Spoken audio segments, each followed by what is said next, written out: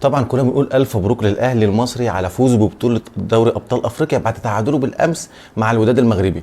ونقول طبعا هارد لك لفريق الوداد، وان شاء الله نتمنى له التوفيق في المباريات والبطولات اللي جايه. خلي بالك لما قلنا الف مبروك للاهلي قلنا الاهلي ايه؟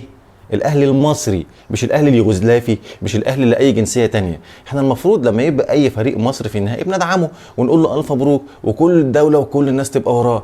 معلش يعني احنا كان في بعض النقط اللي كنا عايزين نعلق عليها بس استنينا لبعد النهائي، زي مثلا صوره حد مشجع لفرقه ما، فرقه محترمه، يجي قدام فريق النادي الاهلي بعلم الفرقه دي ويقعد يعمل منافسه. يا اخي ده انت لما بيجي لك ضيوف في بيتك وعندك سجاده فيها مشكله ولا حته كده مرقعه ولا حته سوري مقطوعه شويه بتداريها تحت الكرسي، نقوم احنا قدام الناس نطلع نعمل افعال كده يعني صبيانيه، افعال مشينه. الله يليك بصراحه، الله يليك. هي عندك فرقه مصريه صاعده للنهائي كنا نشجعها، سواء بقى كانت اهلي او زمالك او بيراميدز او اسماعيلي ايا كان، طالما هي ما بتشجعش ما بتلعبش فريق انا يبقى انا اشجعها. ما ينفعش اعمل الافعال بصراحه الغريبه دي الغير لائقه وانشر الصوره دي قدام الناس تقول عليا، وكمان راح تعمل لي لقاء وفرحان.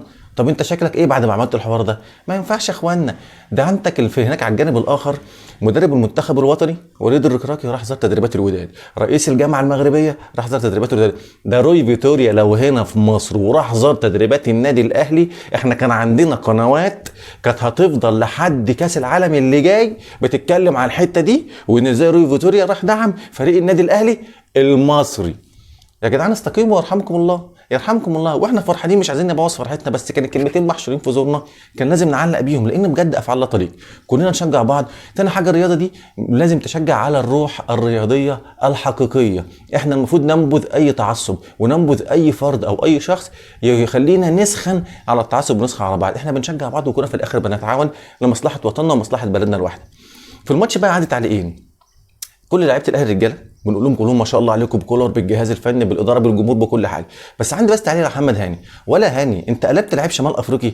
الواد محمد هاني في الشوط الثاني عن باسبوره المصري في الشنكار وطلع بالجواز الشمال افريقي، تونسي جزائري مغربي في نفس الباسبور. الواد نزل يقف على الكوره، يعمل فاولات، يتزحلق، يضرب، يعطل اللعب، يعمل خناقات وبلطجه. واد بلطجي نزل بلطجي في الشوط الثاني، خلى كل لاعيبه الوداد اللي في الجنب بتاعنا ده تخرج عن تركيزها بحارس المرمى. وكان كل دماغهم ده كان فيهم حد كان كل دماغه عايز يجري ورا محمد هاني، عايز يضربه خرج عن تركيزه. بطل لا هاني، انت بجد في الشوط الثاني حصل لك تحول كبير، وتحول بصراحه من ساعه كاس العالم. ربنا يكرمك يا ابني وتفضل مستمر على كده. اخر كلمه لاخويا الكابتن محمد الشناوي، ابو الكباتن ده انت وحش افريقيا، ده احنا بتبقى انت واقف واحنا واثقين فيك وواثقين ان انت هتقف وتعمل اللي عليك.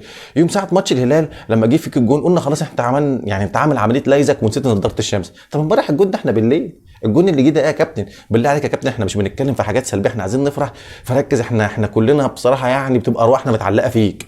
ربنا يوفقك ان شاء الله ويوفق الاهلي اللي جاي، والف مبروك تاني النادي الاهلي المصري. كلمه اخيره معلش يعني اخواننا اللي بيجوا على الفيديو يتفرجوا ويمشوا كده على طول، ما تعمل لايك ومتابعه لاخر الصفحه، اعمل لايك ومتابعه للصفحه، وعندك قناه اليوتيوب اعملها سبسكرايب، ما تخليك سالك يا اخي واعمل لايك ومتابعه. سلام.